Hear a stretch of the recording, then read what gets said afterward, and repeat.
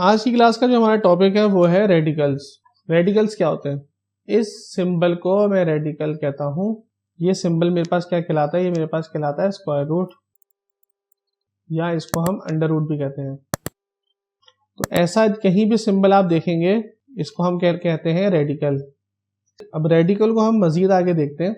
Radical के अंदर मेरे पास x मौजूद हो तो इसको हम इस तरह की फॉर्म में भी लिख सकते हैं x1/2।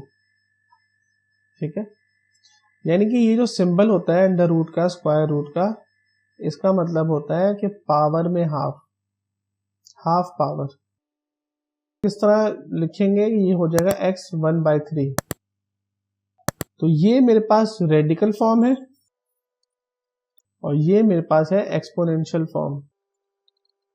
मैंने इसी रेडिकल को कन्वर्ट किया है एक्सपोनेंशियल फॉर्म में। अब क्वेश्चन ये पैदा होता है ये 3 क्या था और ये अंदर x क्या है। इस केस में मेरे पास 3 जो है वो मेरे पास इंडेक्स है और x जो है मेरे पास वो रेडिकेंड है। यानी कि रेडिकल के साइन के अंदर जो भी चीज मौजूद होगी वो कहलाएगी रेडिकेंड। और जो इसके पॉकेट में होगा, ये पॉकेट बनी हुई ना यहाँ पे छोटी सी पॉकेट, इस पॉकेट में जो भी होगा वो होगा इंडेक्स। इंडेक्स को मैं आई से रिप्रेजेंट कर रहा हूं। ठीक है, इतनी बात समझ में आती है आपको? x रेडिकेंड है और इसके ब्रैकेट में यहाँ 4 है, तो इसको जब मैं एक्सपोनेंशियल फॉर्म में कन्वर्ट करूंगा तो ये हो जाएगी 1/4। अगर कुछ भी नहीं लिखा होगा तो 1/2 है। अगर जैसे अंडर रूट x है, अब जब मैं देख रहा हूँ यहाँ पे इंडेक्स मेरे पास कुछ भी नहीं है, तो जब मैं इसको कन्वर्ट करूंगा एक्सपोनेंशियल फॉर्म में तो ये 1/2 हो जाएगा, सिंपल। लेकिन अगर कुछ इंडेक्स में मौजूद है, रेडिकल की पॉकेट में कुछ मौजूद है जिसको हम इंडेक्स कहते हैं, जैसे यहाँ पे 4 था, तो जब ये कन्वर्ट होगा एक्सपोनेंशियल फॉर्म में तो ये 1/4 हो जाएगा। ठीक है, मिसाल के तौर पे आपके पास एक से ज्यादा रेडिकल्स आ जाए, यानी कि अंडर रूट वाले 2 टर्म्स आ जाए और बीच में कुछ साइन हो इसके, ठीक है, तो इसको हम किस तरह सॉल्व करेंगे? इस तरह के क्वेश्चन को सॉल्व करने के लिए हमारे पास कुछ रूल्स हैं। आइए उन रूल्स को एक एक करके अंडरस्टैंड करते हैं। पहला रूल है मेरे पास, अगर मेरे पास 2 रेडिकल्स आपस में मल्टीप्लाई हो रहे हो तो इनको हम ऐसे भी लिख सकते हैं a क्रॉस b, एक रेडिकल में ला सकते हैं। जैसा कि अगर मेरे पास एक रेडिकल हो 7 और दूसरा रेडिकल हो 3, इन रेडिकल्स को मैं ऐसे भी लिख सकता हूँ 7/3। यहाँ तक कोई बात कंफ्यूजन, कोई चीज पॉइंट आपके सहन में? सिंपल, हमने हमारे पास डिवाइड में काम करती है, डिवीजन में, यानी कि 2 रेडिकल्स जब डिवाइड हो रहे हैं तो हम उसको इस तरह भी लिख सकते हैं एक ही रेडिकल के अंदर। ऊपर वाली एग्जांपल देख लेते हैं। अगर मेरे पास अंडर रूट 7 और अंडर रूट 3 डिवाइड हो रहा है तो इसको हम ऐसे एक ही अंडर रूट के अंदर 7/3, इन्हीं प्रॉपर्टीज को यूज करते हुए, इन्हीं रूल्स को यूज करते हुए हम आगे क्वेश्चन सॉल्व करेंगे। एक तीसरा रूल है मेरे पास, अगर मेरे पास एक रियल नंबर अपने ही रेडिकल से डिवाइड हो रहा हो, मैंने क्या कहा, एक रियल नंबर अपने ही रेडिकल से डिवाइड हो रहा हो तो उसको हम अंडर रूट a लिख देंगे, उसको हम रेडिकल की फॉर्म में लिख देंगे। एक रियल नंबर है मेरे पास और वो अपने ही रेडिकल से डिवाइड हो रहा है, हम इसको सिंपल रेडिकल को अंडर रूट के अंदर लिख देंगे। जहां पर भी मेरे पास एक प्रॉपर्टी है, जब 2 सेम रेडिकल्स मल्टीप्लाई हो रहे होते हैं ये सिंपल a हो जाते हैं। रूल नंबर 1 से मिलता जुलता है कुछ। रूल नंबर 1 में 2 रेडिकल्स मल्टीप्लाई हो रहे थे लेकिन दोनों रेडिकल्स डिफरेंट थे, यहाँ पर a था, यहाँ b था। आप इसी एग्जांपल में देख सकते हैं कि यहाँ पर मैंने 7 लिया था a और b मैंने 3 लिया था, लेकिन जो मेरे पास रूल नंबर 4 है उसमें दोनों सेम रेडिकल है। रेडिकल 1 में मेरे पास a है और रेडिकल 2 में भी मेरे पास a है।